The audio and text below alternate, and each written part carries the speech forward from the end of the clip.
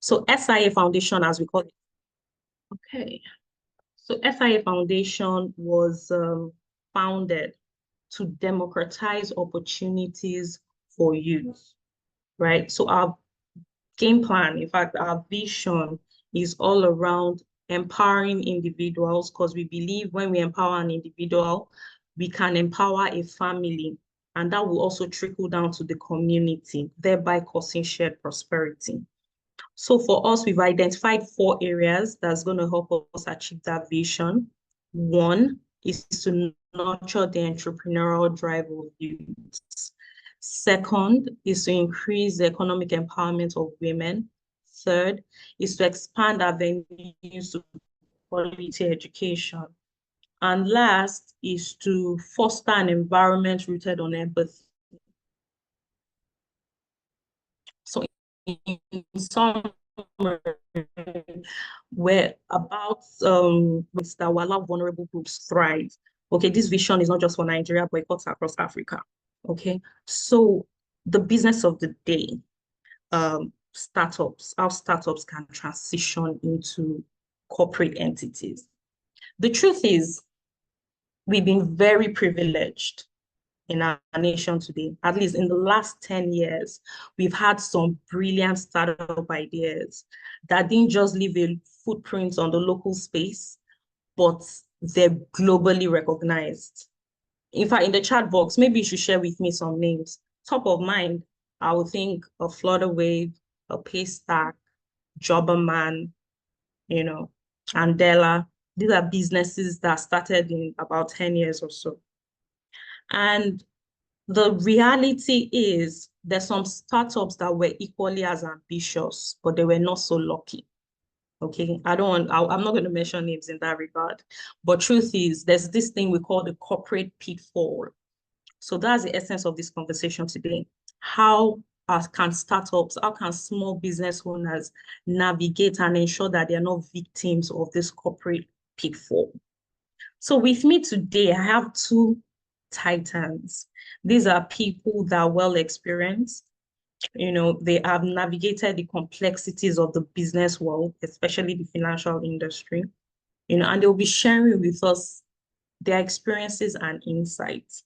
So I enjoin you to take this very seriously. This is like, it's not an opportunity you run into all the time. Okay, and with me, Mr. Okpala, we don't mind if you turn on your video so we can get to see your face. So with me, I have first, sorry, hold on a minute. So with me, for some of us that have attended our webinars before now, I'm sure you're already familiar with my co-chair, the co-chair of the SIA Foundation, in person of Mr. Sola Adeyinka. And our special guest, our very special guest, Mr. Nonso Okpala, is the CEO, General Managing Director of the VFD Group. Woo! And oh my God, we are fine. I'm so glad. This is a dream come true. Like it took us months to try to get Mr. Okpala on the call. So trust me, you are privileged. For those that are live right now, you are very much privileged to be in this circle. Okay. So let me allow the convener of this initiative to say one or two things. Mr. Sola Adeyinka, please. Okay. Good afternoon, everyone. Good afternoon, Nonso. Good afternoon. Good afternoon. Good afternoon, Yinka. One who has joined us. Yes, we know people are joining and more people are still joining. So welcome to this webinar, SIA Foundation. And of course, like Modupe spoke earlier, this webinar is speaking to one of our focus areas, which is basically nurturing the entrepreneurial drive. One of the core vision of the foundation is enriching dreams, empowering tomorrow, our commitment to Africa's future. And what inspired this particular webinar is the fact that, a lot of people will tell you that Africans are entrepreneurial, Nigerians are entrepreneurial. So people have a lot of startup. Sometimes we call it also, what's that side also you're doing? And of course, in these times of economic challenge, one of the things I've seen a lot of people do is people find one or two other things they just do along the way. While that is great, and we encourage that, we know that these ideas or these startups or these side hustles have to be scaled up. People need to move it to that level, you know. And interestingly, VFD actually is an epitome of this. You know, at least I have some backstory of how a group of young people, while they were still on their 9-to-5 job, they decided to open a barbing salon, you know, and just say, let's do something on the side that just gives us money, that helps us to have to, you know, it has always been like this, where the account was not balancing and they had to do that. But they didn't stop at that. And they were able to say, okay, how do we now build this thing? How do we look at opportunities as it comes, put things together, and then begin to scale it up, hire the first employee, second, then when they realize that you need to have procedure, you create procedure, you need to have manual. One day you realize you need to get the license, you go and get the license. Then one day you see a letter from the tax man, you need to respond to him. You see another letter from another regulator, you say, oh my God. And then you say, oh, let's set up a board. You say, what's even a board? How does a board even operate? You set up the board and all of that. And for me, scaling that way is what really helps us to really create a business that can really impact our world. If we stay at just that level of subsistence living, where you just create an hustle for yourself, that is great. It doesn't create jobs for other people. It doesn't help the government in terms of taxes, you know, how we can transform our world. You know, VFD for me has personally helped me. Yes, I've done business with VFD family, but they actually created a template of success for me. And honestly, that's actually, and that's part of what, you know, doing great things does. Where you now create a template, someone looks at it and someone can be inspired and say, this is possible. So it's a rare privilege to have Nonso on this call. Nonso is very hard to get. Let me just tell you that. So like Modupe said, this was earlier stated for February this year, but here we are. Before the end of the year, we made it. So I think in a very short way, and you know, I want you to be able to speak, you know, to a lot of young people. Nigeria is in that state where a lot of young people have this question. How did you guys, you know, I've heard the story before, but I'm sure you can say it again to our audience here. How did you guys come together with this idea, put together your limited resources and start something, and then moving it from that place where it's not just a side hustle, you know, to something listed on the Nigeria exchange, on the Nigeria Stock Exchange? I mean, that's how do you tell that story in 15 years? I think I would love to hear from you. Thank you, Nonso. Thank you, Shola.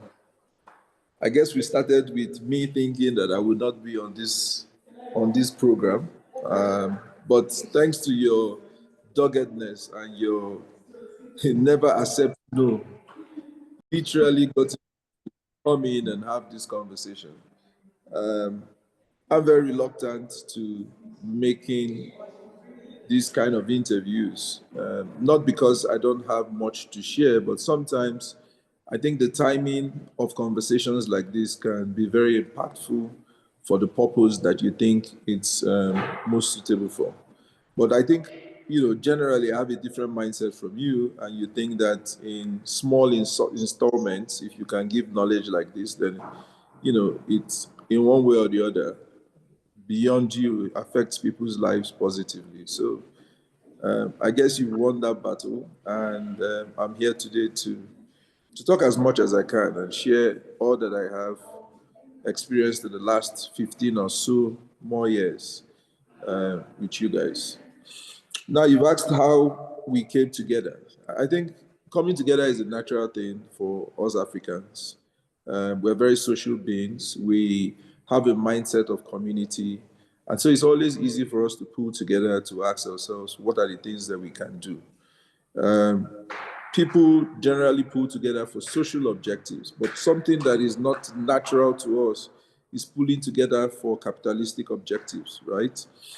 You can see people pull together to contribute money to support a friend who just lost a loved one, but you hardly see people pull together to set up a company. And it's not completely divorced from the fact that even our parents would want us not to do partnerships because they say, oh, partnerships end up in conflict, right?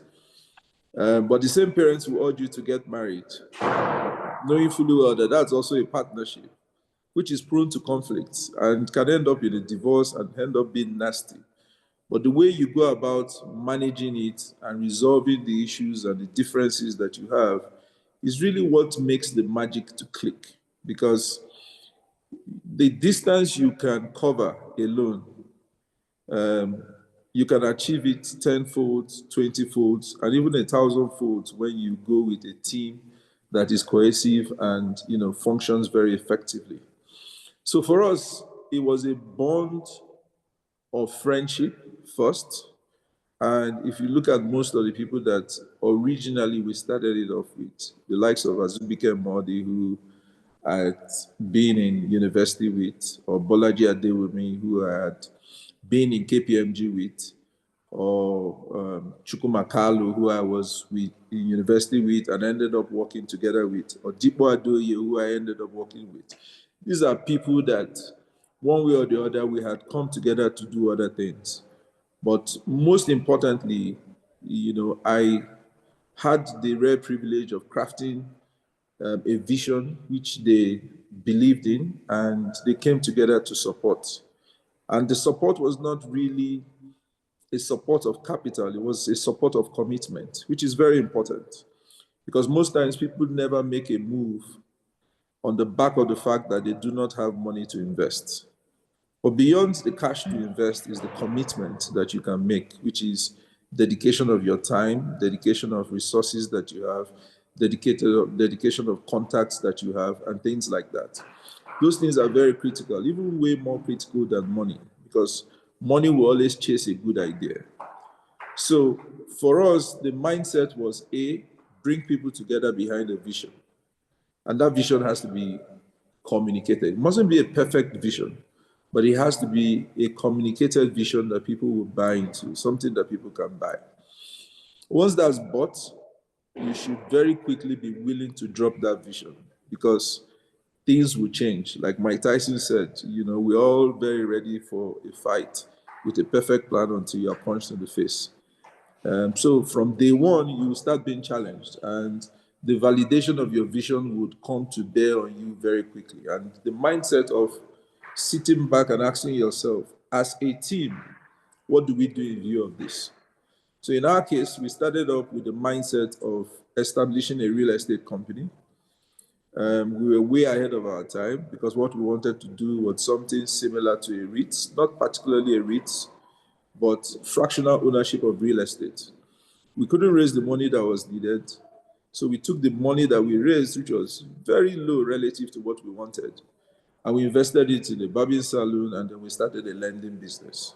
So from day one, our plan had altered because of the difficulties and the challenges that we found. But that should never stop you, because the reality is your ability to sit back as a team to ask yourself, what's the way forward, is really what makes you a company in its raw form. And that we had the excess of initially. So by the time we started lending vis-a-vis a barbing salon, we found that we had certain strategic advantages in favor of lending as against the barbing salon. Barbing salon, you needed to be there 24/7 to monitor what is happening.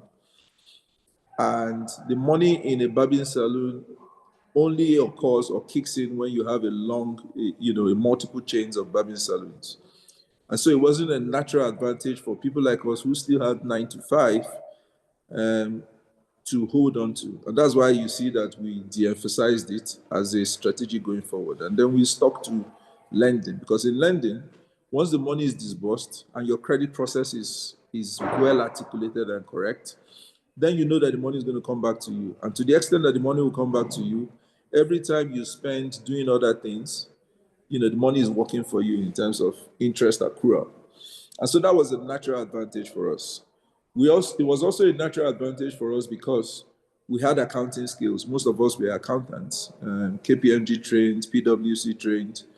And that advantage played in terms of tracking the quality of the credit. It played in terms of the process of articulating the credit, because we had all reviewed banks, we had reviewed their credit processes, we had learned from those credit processes how we can adapt it to our own operations.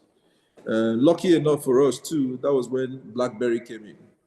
And so it was easy for you to have a mobile office using your BlackBerry to approve credits and to almost give a real-time effect to disbursement of credit. And so that was the natural advantage that we had. Now, the most important natural advantage we also had was there were 32 plus of us in different organizations, and we tooled that process to become an effective network marketing process for credit. But not only for disbursement of credit, we used it also for monitoring of credit and for recovery efforts when necessary. So let me run you through a process. A colleague of mine next to me wants to buy an asset or needs funding. He mentions it to me requesting a loan from me, and I would say, oh, I know a couple of guys that can give you a loan. I put you in contact with the people that can process it. And I very quickly tell you, oh, I'm guaranteeing you, and that's the favor I'm doing you, so please ensure that you pay them. In a setting like ours, that's very important to ensure that the credit does not go bad. And the fact that your colleague next to you has guaranteed you, you're under pressure to pay back that facility. In fact, you're better off paying back the facility and taking another one. And so, in the very early days, we were having 100% performing facilities, like 0% delinquent facility. And if you cast that against a high interest portfolio, then in some situations, you are doubling your balance sheet and you're doubling your equity within a year, 2 or 3 times in a year. And that was a super growth period for us. It wouldn't have been achieved if we didn't put in place structures. We wouldn't have achieved it if we didn't have a team of people that were committed to the process and that were sufficiently skilled to the process. We wouldn't have achieved it if we didn't weaponize the network, the marketing network that we had, which is those same group of people. And so it brings me back to the point of how important it is to establish a team when you're building a company. Because what it does is that it significantly de-emphasizes the need for cash and increases your chances of success on the back of those people's effort, commitment, skills, and network. That was a critical early success factor for VFD Group. Without it, we wouldn't have existed, we wouldn't have succeeded. On knowing fully well how important it was to keep those people together, the next thing, which was, in my view, extremely important, was articulating governance. Because you can't put people in a room and ensure that they would stand behind an objective and a vision 247, 365 days, multiple years through the life of the company. It's not possible if you don't have a set of rules and governance processes that will keep them committed to that objective. Because everybody is happy to game the system. Everybody is happy to take an undue share. It's a human tendency. But the structure you put in terms of governance, in terms of articulating how people behave, people's responsibilities, people's obligations, and their general frame of expectation is important to keep them in the room together with that objective. And so, one thing we would always say is that we did not take governance as a requirement for establishing a company. We took it as a strategy for ensuring success of the company. Because without governance, people will be disgruntled, people will conflict, people will move on. And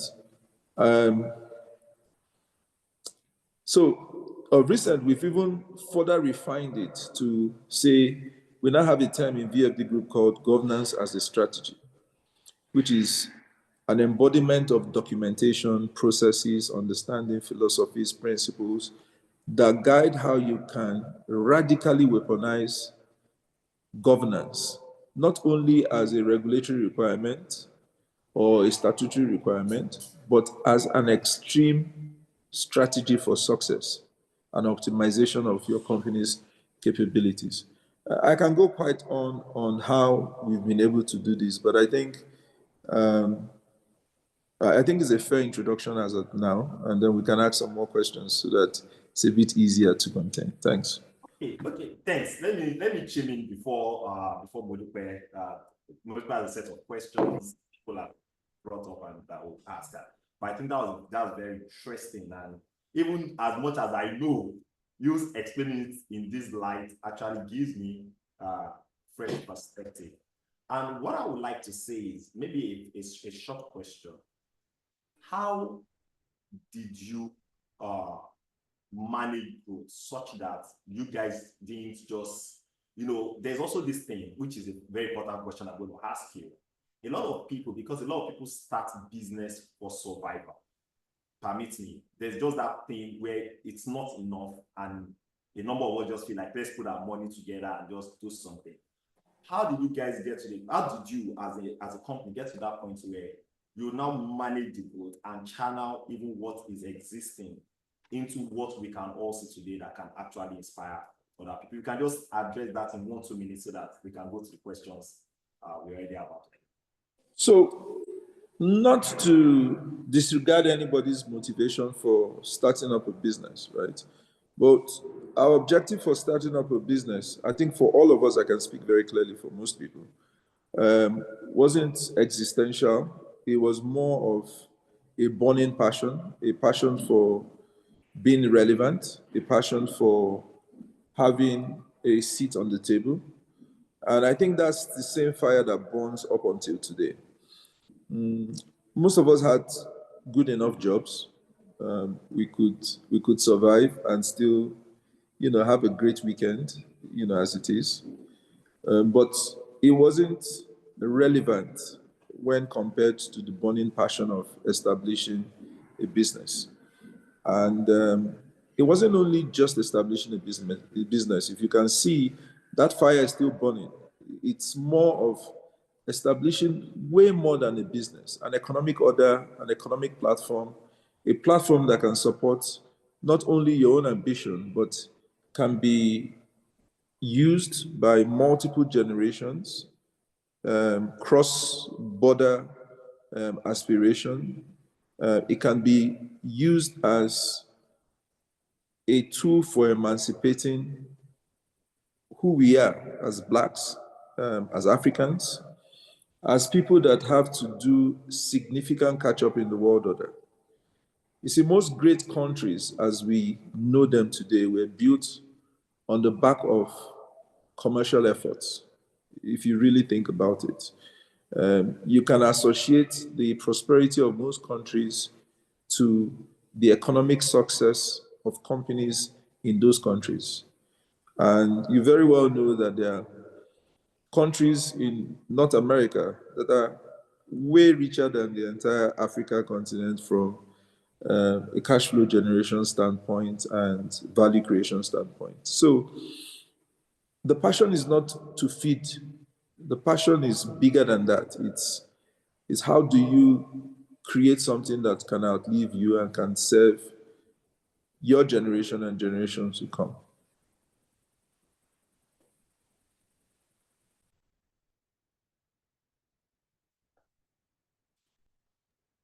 I think you're muted. We didn't. Thank you very much. Thank you very much. Can you guys hear me? Yes, we can. Okay, over to Modipe so that we can take our questions. Okay, thank you very much, sir.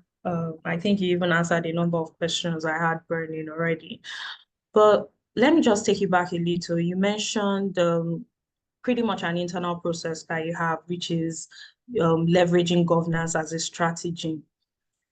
So the truth is, I'm sure a number of people here They are here to learn the how. Like, okay, there's a knowledge gap in my business. So these are people that have done these things. They're tested and trusted. So to them, they just want, oh, practical steps. Okay, these are the steps I need to take to make sure that I have strong footing and all of that. So first things first, I would appreciate if you could share with us maybe some of your sustainability principles as an individual. So your principles and values as an individual that has really helped your business. So on that level, and also at the organizational level, if you could also share with us maybe some insights, some ideas, things that our startups can start to imbibe, as values, as principles that will ensure success in what they do. So over to you, sir. Thank you. Well, these are very, very specific, pragmatic questions. So I think it takes a bit of deep thinking to give you a good response, right? From a personal perspective, if I cast my mind back, I think one of the things that I think have helped me contribute to the success of VFD is what my wife would call a minimalist mindset. I am very reluctant, right, to embark on standard of living enhancement quickly. I try to hold on and defer the benefit of anything that I do. And for those that knew me way back, I was living in an area where I shouldn't have been living based on my bank account back then. It wasn't because I couldn't afford a better lifestyle, but because I knew that running a business in Nigeria, you need to create a lot of reserves because the unexpected will always hit you. And so I tried to defer my celebration and my victory rounds or monetary benefits in terms of things that you've practically even achieved. Number two is having a problem-solving mindset. Whenever I find myself in a difficult situation, like I always do, because of course, when you're ambitious and you're pushing the boundaries, you would always find yourself in difficult situations.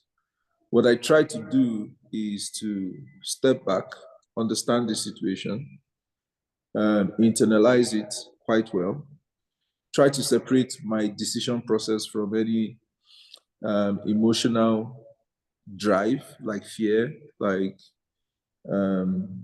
anger, jealousy, and things like that. Because what it does to you is it gives you a clear tool set to understand the situation. And once you understand the situation, then it's half solved because you know what components to move around. Another thing that I think I do well with in terms of my personal traits is the ability to be dispassionate about what you've articulated as the solution to the problem. And once you know what your solution is, you recognize that you're half there. But what will take you to 100% is the ability to do what is required. And most times that's the most difficult thing to do. Sometimes you need to lay people off. Sometimes you need to cut your cost. Sometimes you need to deprive yourself and make sacrifices. Sometimes you need to set an example. And those are things that nobody will do for you as a leader. Those are things that you must do yourself. From a corporate standpoint, one thing that we did very well, in my view, was we spent over 8 years without salary. We spent over 8 years without dividend. And we spent way more than 8 years raising funds and contributing to the business by way of equity. Now, you must not be exceptionally intelligent to see how that would make the business a success, even if you make various mistakes.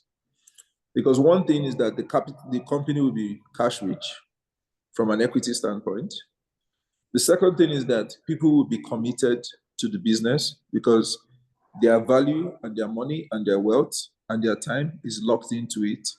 And so it becomes very important to them. And the more you give, the more you commit to the process.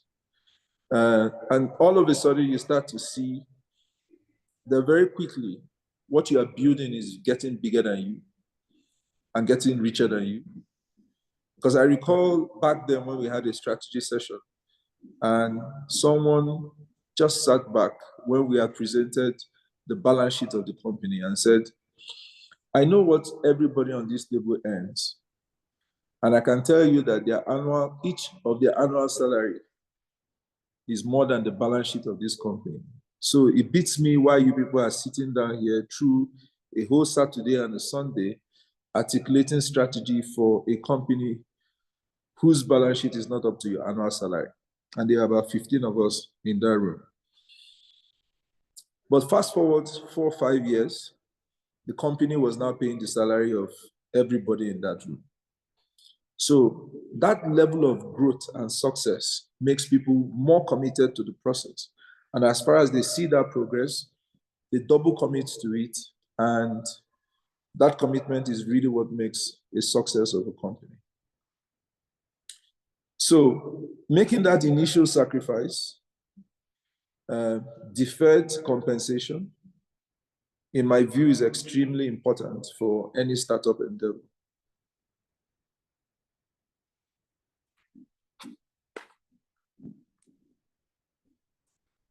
Wow, thank you so much for that. Okay, another question I have. It might not be, in fact, this was supposed to come last, but I think it might just be good to bring it up now. So there was something I noticed about you, and yeah, you've even mentioned it several times, the impact of relationships, like how much impact the relationship you've been able to keep, how they've had on your business. I was just wondering, these are also another very pragmatic question. I've gone on your social media page. I've seen the people you interact with, ex-presidents, like CEOs, people we aspire towards. And it comes to me like, oh, these people are like sponsors, right? These people are the kind of people that will make mention of your name. They will make mention of your brand, even in places that you are not present at. So can you give us like tidbits, how you're able to cultivate and nurture these relationships to the extent that these people are like an extension of you? So for a number of us, I'm sure I'm speaking for myself, a number of us on this call might say, oh, I'm an introvert. I don't like marketing. I don't like talking too much about my business. I don't like doing that. I don't like, I don't want to be a pest. I don't want to be too into other people's faces, asking for this and that. But how are you able? Because I know very few people that have the kind of network that you have, the social capital that you have. So can you just give us a bit of insight, what we can do, to cultivate and nurture relationships to an extent where these relationships are like a sponsors, they're an extension of you, So please, sir. Sorry, let me add a bit, Nonso, before you go on. So maybe what you're asking Nonso is to tell us how he's a salesman. So Nonso is a real salesman. So let me just share a short story. There was one day when Nonso launched ArtSplit.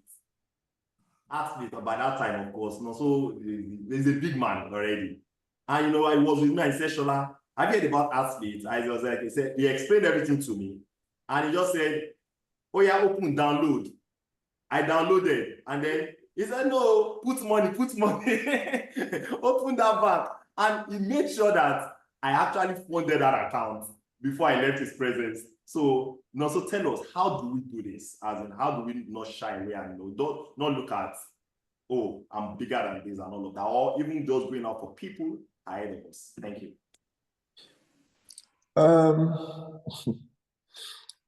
There are lots of questions in this set, right? But I would try as much as possible to break it. First is, if you want to lead a business, my view is you must be a salesperson. You must be a consummate salesperson. Because that's the most valuable asset a company has. And you would be lucky if you have, like VFD in its very early stage had, easily 10 massive, effective salespeople. In fact, back then, if we had a target, we would distribute the target. We want to raise 10 billion, we distribute it equally amongst ourselves. And everybody goes off to raise the money, right? And you will see on a daily tracker how much is coming in. And it was very competitive because people like Zubi, people like Bolaji, very good at convincing people. You will see their figures, their target go up, and you would also be chasing your own target to achieve as much. Now, it boils down to the ability to take no, right? To the extent that you can take no and not feel bad about it, and not think that the person has done wrong to you, and you respect the fact that the person has his own unique situation, which is different from yours, then you don't take it personal in any way, right? And you sell to the maximum. And the reason why, in my view, I never take no, as something I should regret is because I know that at the end of every success, everybody wants to adopt you. So it doesn't really matter if you go through 20 people telling you no and 5 people telling you yes, and those 5 people determine your success. You would know very well that the 20 people would come back tomorrow to adopt you. And it will be way easier for you to convince those 20 people. So what you are technically doing is building the pipeline for your future sales effort. And once you look at it that way, then you see every no as a deferred yes that you will still go back to harvest in the future. Because that person will see that the money you wanted to raise, you raised it. The company you wanted to build, you built it. The project you wanted to achieve, you achieved it. And all of a sudden, he will want to adopt you. So that deferred yes is what you are working towards. It's not that they told you no today. So that's one. 2 is, one of the biggest advantages of being successful is the fact that you can leverage that success to make a call to anybody and introduce yourself. So I see people, when they achieve success, they kind of stand off. I think that's the wrong strategy. For every successful project you deliver, or every milestone that you achieve, you need to use it to build up more relationships, because the fact is that people get to admire what you've done. And on the back of that admiration, they've opened up the door for a relationship with you. And if you do not harvest it immediately, then you leave money on the table, which is really not the best thing to do. The third thing is, you need to put an administrative structure to the relationships that you have. There are very little things that win people over. The very fact that they think that you are there and you remember their birthday, it means a lot. Or remember their kid's birthday, it means a lot. Or you send them a check to support their kids going to school or their wife's effort, it means a lot to people. And those things open up doors that you have a structure to harvest the relationship. Because there's one thing to have a relationship, there's another thing to harvest the relationship in itself. Because if you have a bank, every other person will want a bank. And so the fact that you know that person, you can sell your bank to the person. So that's how it works. And people are built to be social. People are built to intertwine social life with business. You would always do business with someone you love and someone you trust and someone you like. as against someone you don't like and someone you distrust. So building relationship is extremely important to the success of your business. Now, the last bit is you have to build what I call strategic relationship for troubled times. Because if you know Nigerian businesses have their ups and downs, right? Policy somersaults, there's so many things that, I would not even want to start dwelling on now. But every single time you run into problems like this, you must have developed, invested in relationships that can help you scale that difficulty. Without those relationships, you would find that things just get difficult for you when someone would have just easily opened up the door for you and supported you. So it's extremely, extremely important to invest in relationships. And it's not only about hanging out and, taking pictures with people.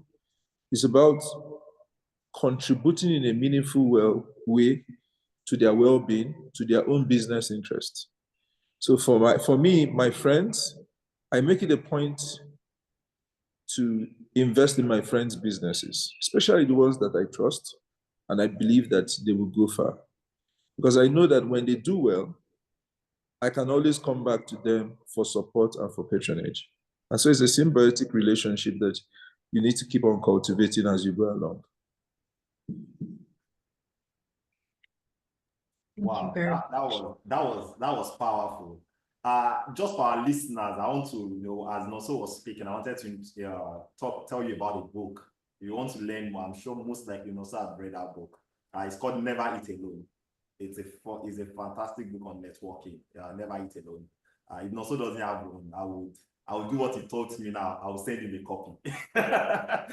Okay, we'll do the next question. Great. I'm going to ask this one last question, then we go into questions because we'll open the floor up. Okay, so in current times, we know what's going on in the Nigerian economy, as it were. People are struggling, right? I'm sure a number of us here, we have business models, but even the business models, they're not starting to make sense. Inflation is eroding people's profits. Devaluation of the currency is not helping matters. So how do you think we can mitigate against these issues? What can we introduce? What factors can we start to introduce into our business model, to make it more resilient to these issues?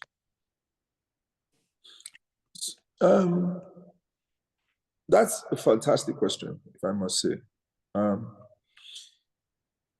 I would draw back to my early days to kind of explain why it's a very fundamental question that we must always ask when we're setting up businesses.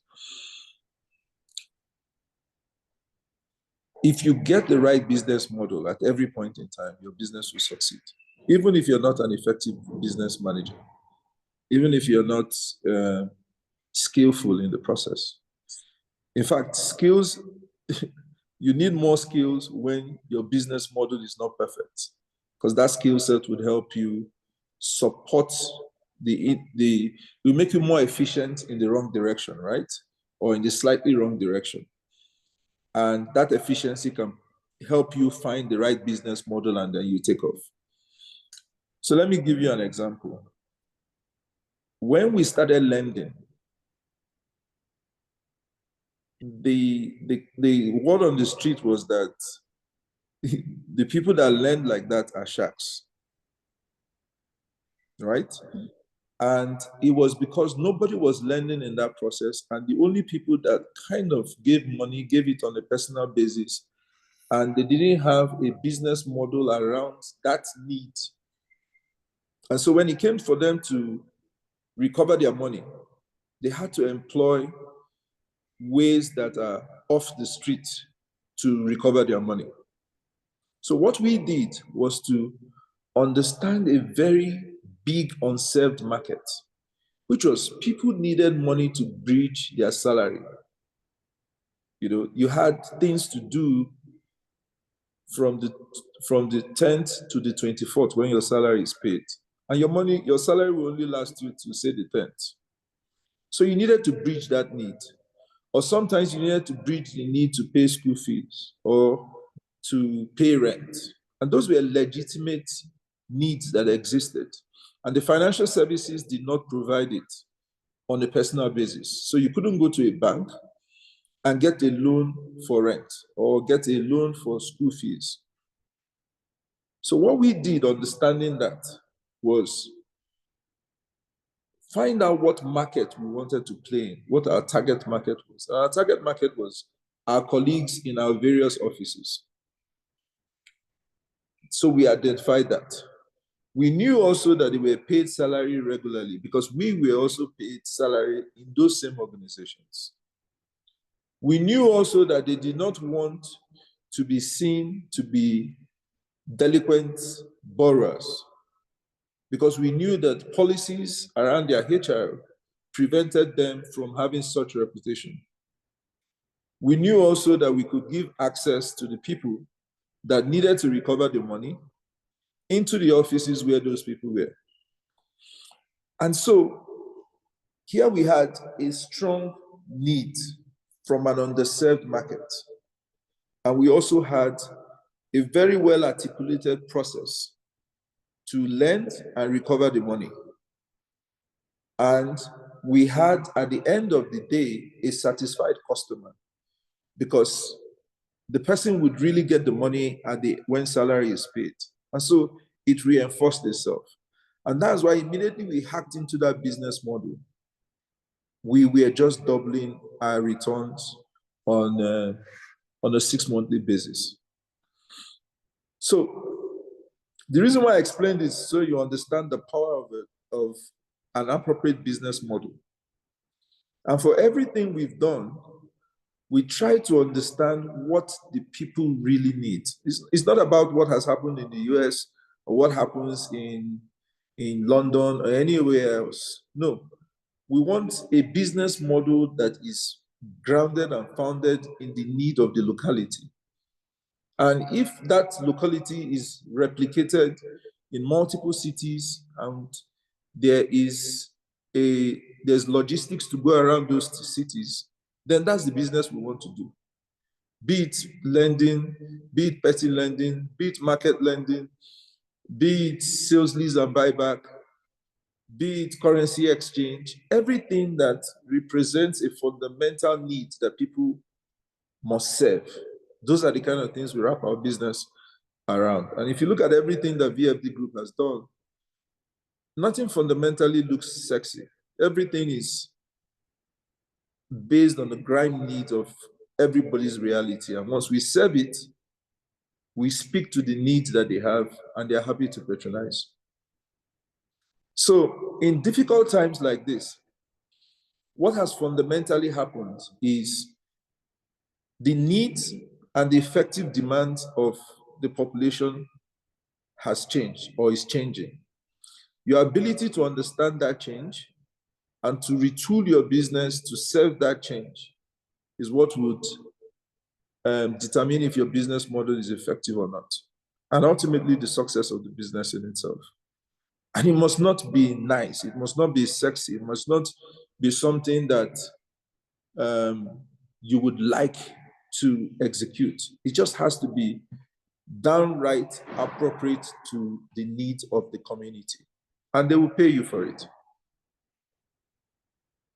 Thank you very much, sir. So I think to this question, thank you. Thank you for the background, the details. Thank you so much. And I think this question is actually a burning question to a number of us here. And I also want Mr. Adeyinka to contribute to this. So how do we introduce resilience into our current business models? How do we position our business, above all of these issues, all of these pending issues that we have in the country right now? So Mr. Adeyinka, over to you. Okay, interesting, because I really wanted to say something. So I'm going to bring up a matter that I think Nonso we had more to it. And it's more of the concept of when we are moving our business from a startup to a corporate entity. You know, you talked about the VFD Group, how you guys had some core technical skill. But you know, as you grow your business, you get to a point where you need to move out of the technical, more to the non-technical. One critical one is people skills, which I feel like is an hindrance to a lot of people from building great businesses, because it's more of like you've developed yourself in your comfort zone. You now need to leave your comfort zone. Your comfort zone is that place where, you know, like I used to tell my team, I used to be an accountant. I'm no longer, I don't even have access, I didn't even have access to the accounting system in the office. So even though I was an exceptional accountant in KPMG, I got a double promotion, I did all of that, and that was how I was a star. Now, to build a corporate entity is no longer that my core skill that I need. I'll now need to develop the non-technical skill. One is, which I have realized how hard it is managing people. As you grow your team, you were managing 10 people, you need to grow to in fact, in my own business, I had that challenge. You know, as my business grew and I crossed 50 staff while I started, I just realized that, come on, is it not me? You understand? Me that I know that I could do this, I could do that. And then I sat down and I realized that on my last job, I didn't get to management team, you understand? So while I did every other thing, presented, I realized that gap was there. So I think a lot of us as entrepreneurs, we need to understand, because most of us, we start businesses from our area of strength, our core competence. And then we need to intentionally leave that comfort zone. And leaving that comfort zone brings a challenge, because it's pain. It's like you need to get into that zone of pain. And a lot of us, when we get to that zone of pain, we just look at it and say, this pain is too much. Let me move back into my comfort zone. So we unconsciously set a cap on the potential of what we have to do. So when you need to move from managing 50 people to managing 100 people, that capacity, that pain, a lot of us just tell ourselves, no, it's not worth it. You understand? And that's where what Nonso talked about, in which the burning vision, that burning passion to say, this is what we want to build. Whatever is required to build it. And a lot of it is around learning. So you're telling yourself, I'm going to learn. Last year, for example, I had to attend a course in Stanford. And I'm telling you, they were now teaching me things like, you know, managing people. In fact, they taught me how to tell stories. Storytelling. I took one course on storytelling. You look at this, so basic. You know, that's what some of us will look at. Oh, this is actually so basic. What's the big deal? We've been watching Tales by Moonlight for so long, and we understand. So I would encourage a lot of us to really be ready to get out of our comfort zone, into I call it the zone of pain. It is in that zone of pain that we are going to build what we really do. That startup is in our comfort zone. It's in that area where you can just say, okay, it's 5 people, it's 10 people, it's this. I don't necessarily have to have a structure. Every decision has to come to me. I have to sign off every transaction. I have to check up everything. But when you move into that zone where other people have to do it, and then you have to run it through those people, it's that zone of pain. So I think I would want to hear, so can you give us practical things from your own experience to how you moved out of that comfort zone, and that's consistent, of course. For example, for you to be listed, a lot of people will tell you to be listed on the Nigerian Stock Exchange, you know, the regulatory requirement is killing. So some people just tell themselves, say, let me just be a private business and have peace in this life. In that area zone you guys are going to. So let's hear what Nonso has to say. Yeah, Sola, I think I have lots and lots of growth pains. I call them growth pains, right? That I've experienced all through. And if you are sensitive enough, right, you would almost feel them on a daily basis, as against even milestones. Let me share some with you. In the early days, right, we were at a stage, our initial stage was hiring anybody that was willing to work and was willing to take the kind of salary we would give. But as we grew, we knew that we needed, before we joined the business, we needed mid-level managers that would be able to support our entry. And so the first person that we tried to poach was from Zenith. She's someone that I knew, and I knew her capabilities. You also know her very well, Tessie, if I might mention. When we were trying to hire Tessie, the general performance of the business in terms of profitability was not even up to the salary that we were supposed to pay her.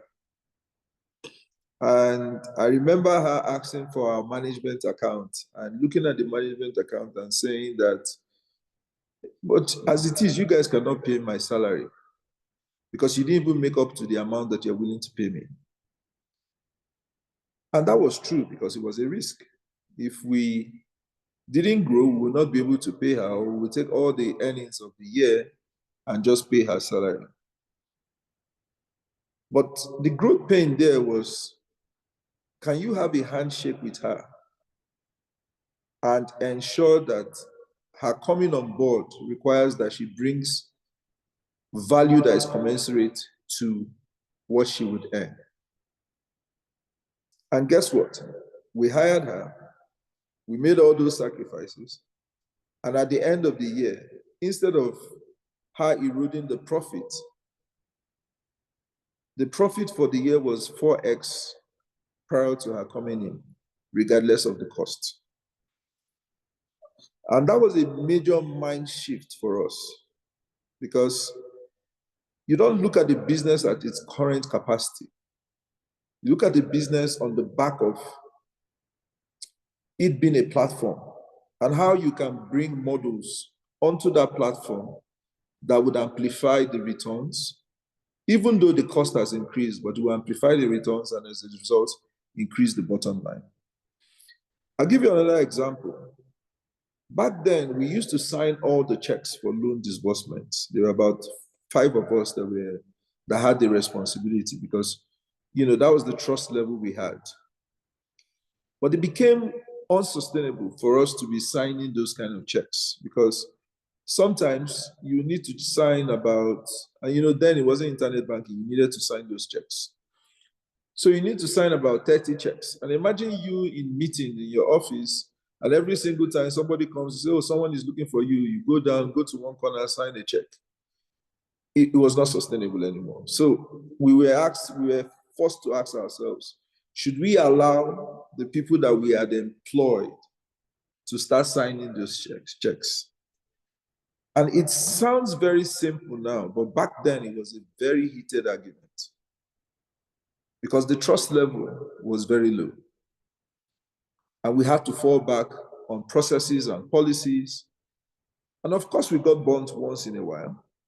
But all in all, we've never gone back to controlling every level of the business. Now people come into the business and they have authority over millions and millions of naira.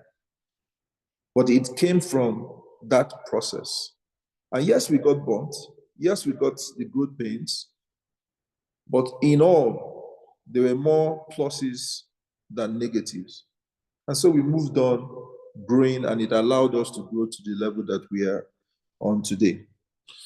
Even if you look at listing on the Nigerian Stock Exchange, it was also a heated argument. Why do you want to create all that burden upon yourself? You're already doing well. What are you pushing for? But you see, the business model we want to run is such that we can, on the back of the success in Nigeria, replicate what we've done in Nigeria in different African countries in the first instance, and then see how you can take it to the Western world. And you can't do that without testament. You can't do that without validation. And what is the best validation other than being public, being listed, and people can easily verify and scrutinize what you say you've achieved? And it has not been easy. It has been a very difficult 365 days, but extremely difficult, but very worth it. Because the growth that we have achieved in that time period has been quite surprising. in an exciting way. And so growth comes with growth pains. And the mind shift to accept those growth pains is what will help you get to the level that, makes you stand out.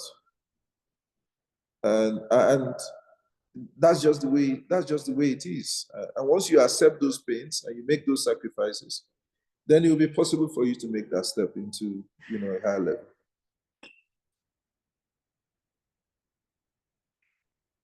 Okay, let me, can you guys hear me? Yes, can you we guys can hear hear me now? Okay. Yes. I also wanted us to talk about governance structures, because governance structure, and like Modipe was saying, maybe some people don't. Governance structure just means the fact that you can put there are things that run the business. It's what puts predictability to the business. You have to take things away from yourself. You understand? There's processes, protocols that things have to follow. And I see this happen a lot in a lot of small businesses to get to that process where, like, the first question a lot of people are asking themselves is, and not so, don't let's take it for granted, because we are accountants, we already understand what happens in board meetings. You remember KPMG, when we go to an audit, they give us we ask for the board minutes. Even the people in the organization cannot read the minutes of the board meeting, but we, the auditor, you just get when the company secretary, bring the board minutes for me. You read it. And because you read it, all these things begins to instruct you of, okay, these are the kind of conversation, how you set up board committees, processes, procedures, and all of that. I think I want you to, if you can speak to some of our listeners who are like, these things are strange to me. Is there something you can recommend to us? How do I even begin to understand that, there's the segregation of duty, why should somebody do this? Is there a management team? Some people are running businesses. They never put a little management team. Put some people that come together, converse. You want to be the emperor. So how do you get to that point where you realize that people can challenge you? Yes, let's even say you're an 100% owner of the business. And there are people that can sit in the room and say, no, this is not the way I see it. And then you can be humble enough, step back and say, okay, let me hear you guys say this thing. And then say, okay, let's change this. How do we begin? What counsel can you give to young entrepreneurs in terms of putting governance structure, taking things away from themselves and beginning to build an institution? So, for me, I think governance is not only about, or might not even be about, taking things away from yourself. For me, the fundamentals of governance is, how do you identify the key stakeholders? And how do you build processes, policies, procedures that will satisfy those key stakeholders, even when they are not in the room and decisions are taken? Now, if you look at it from that standpoint, you will find out that the guy that is invested in your company is invested in your company for some reasons. What are those reasons? And how do we reflect those reasons in how we do things? The guy that is investing in your products is investing in your products based on a brand recognition that promises certain things. What are those things? How do we distill those things to procedures and policies such that we incorporate those things in our offerings and ensure that they are happy to be with us? You need to understand why people decide to work in your organization and advance their career in your organization. And the understanding of that would help you reflect those things that they need. Of course, aligned with the company's objective, but reflect those things in policies and procedures and the body of behavior and characterization that the organization will take on. And if you do all those things, then you have a group of stakeholders that are happy to be part of your organizations. And that is really what creates the wealth of an organization. When you have shareholders that instead of divesting, they want to invest more. Instead of reducing their stake, they want to take on more stake. Instead of running away when your company is in difficulty, they believe so much in your company that they will want to even risk more to ensure that you get out of the situation you are or you prosper further. You know, once you look at governance as that kind of body of principles, then you now start understanding how we in VFD Group see governance as a strategy, as against a requirement for a checklist, so to speak. Because the true value of a company is the commitment of the people in that company, the commitment of the stakeholders in that company to make the company prosper. And that's how we look at it. And it has served us a lot. It's not easy, but it serves you a lot. So if you look at the example you gave, as a leader, if you do not listen to the people that work with you, they will feel disconnected from the business. And ultimately, they will feel powerless and they will find little meaning in the business. And so will their commitment level drop. However, there's a flip side to it. As a leader, you need to ensure that the people around you are the people that can positively influence you.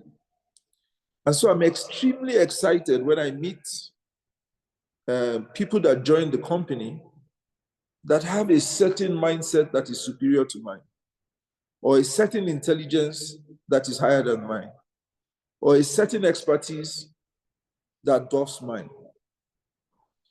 And when I see those people, even when they have certain excesses, I try to tolerate it because I have seen something that is better than what I can give to the company. Now, if you have those people, then you have to give them a sense of satisfaction and a relevance that will make them, beyond what you pay them, commit to the business. So you need to look at it with every other stakeholder that you have, even with the government, even with your regulators. When you get to the point where you become a poster child for the regulator to say, see, this is a company that is doing well, regardless of our regulatory regime, then you've gotten to a level where that stakeholder is now an advocate for your business. And that's the basis of governance as a strategy, the way we see it in VFD Group.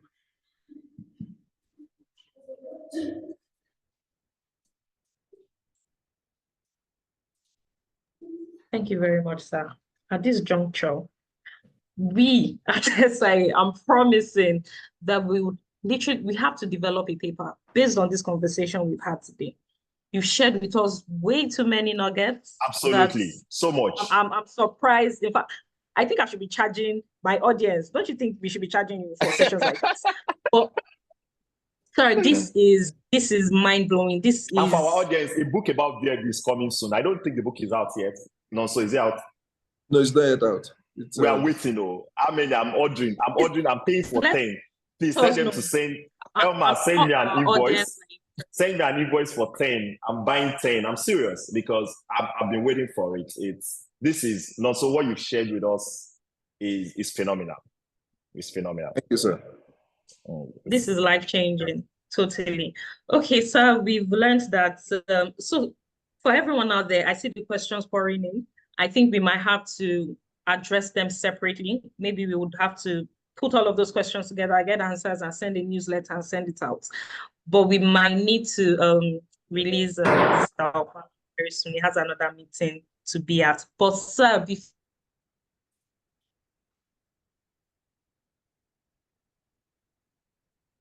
it's what word of advice, what word of encouragement do you have for the listeners out there? Sir, please, let's just hear from you. Word of advice, I think I would take from what we've said. Growth pains. No pains, no gains, right? And you need to challenge yourself. You need to be scared of the objectives you set, the vision you adopt, It needs to wake you up at night and trouble you to the point where you get extremely excited when you find a way forward.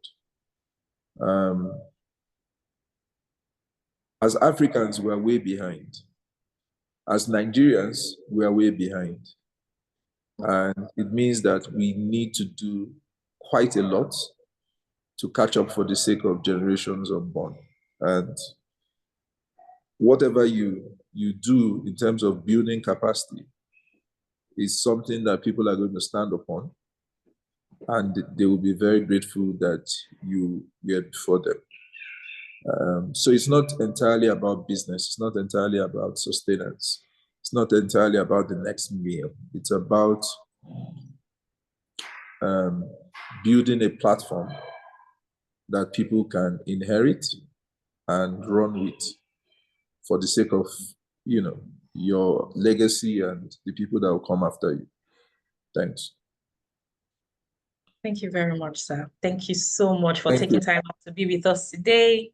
And Mr. Adeyinka, did you have anything to add so we can allow?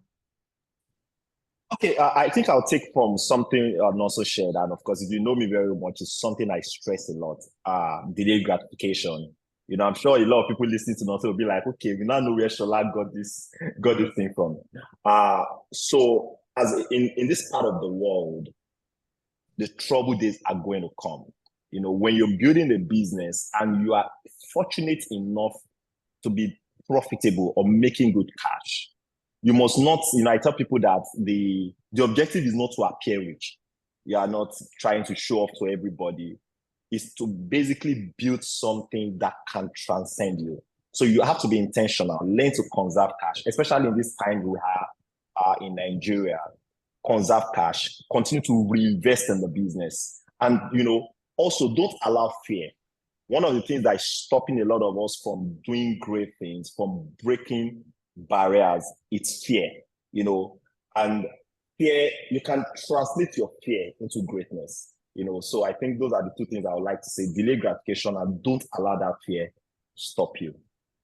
Thank you. Thank you, guys. Thank you. Thank you so much. Thank you so much, Nonso. I really, really do appreciate this. And one thing I can tell you before Nonso goes is the fact that, Nonso talks about tenacity. I think we are tenacious at SIA Foundation. Yes, since February to October. And I'm serious, that's it. We didn't take no for an answer. And we did it. Thank you, Nonso. I agree. Thanks, Thank you. Yeah. All right. Okay. All right, everyone. I apologize. I see the questions, but like I said, we will do a follow-on email to you and we'll try to get these questions answered as soon as possible. The recording of the session will also be made available to you by next week. And as I promised as well, this is so insightful. In fact, there's so much information to distill. So we're going to prepare something, a write-up, that you can read and probably even share with your team members. This we promise to deliver on. So look forward to hearing from us very soon. So once again, we thank you all for joining today. I know we had a number of new people that are interacting with our foundation for the very first time. We want to say thank you. Please connect with us on socials, subscribe to our newsletter so you can be kept abreast of all the activities that are happening at the foundation. Entrepreneurship, yes, is one of our focus areas. Women empowerment is also something we're passionate about, and quality education. And if you feel you do things in this area also and you think we can collaborate with you, please feel free to send us an email. Okay, we're open to having more conversations. So thank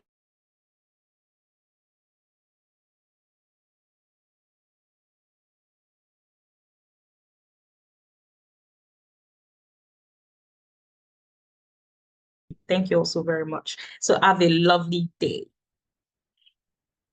And yeah, don't worry, we're taking also the questions and we'll try to address them sometime next week. Thank you.